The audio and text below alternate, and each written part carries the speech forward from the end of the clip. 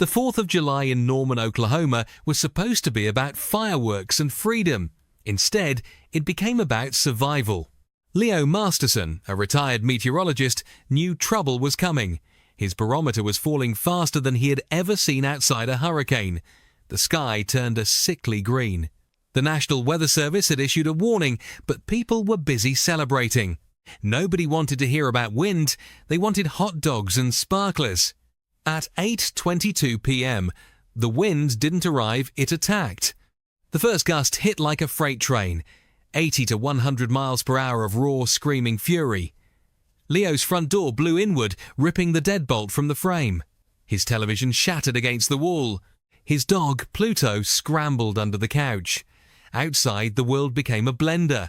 Tree branches the size of cars spun through the air. A neighbor's trampoline folded like paper and disappeared over the rooftops. Leo grabbed Pluto and ran to the basement. Above him, he heard glass breaking, metal screeching, and wood splintering. The power flickered twice and died. For 10 agonizing minutes, the destructive windbag emptied its wrath upon Norman. When silence finally returned, it was heavier than the noise had been. No sirens, no crickets, just the drip of water and distant crying. Leo emerged into a war zone. The century-old oak tree in his front yard lay across his driveway, roots pointing to the sky like gnarled fingers. His neighbor's car was upside down in a flower bed. The gas station roof was completely peeled back, exposing metal beams. Power lines writhed on the ground like electric snakes. But it was the silence of the people that struck him hardest. They emerged from their homes, blinking in the dark, flashlights trembling in their hands. The fireworks show was cancelled. The celebration was over. Leo walked down the street, stepping over debris. He found Mrs. Alvarez, his elderly neighbor, sitting on her porch steps. Her house was intact, but her beloved rose garden was obliterated. "They said it was just wind," she whispered. "Not a tornado, just wind." "Ma'am," Leo said softly, 80 miles an hour is never just anything. By midnight, over 15,000 residents were without power. The summer heat was suffocating. The governor declared a state of emergency. The National Guard arrived. Volunteers set up cooling centers at the high school, handing out water and ice to the elderly. But Leo didn't go to a shelter.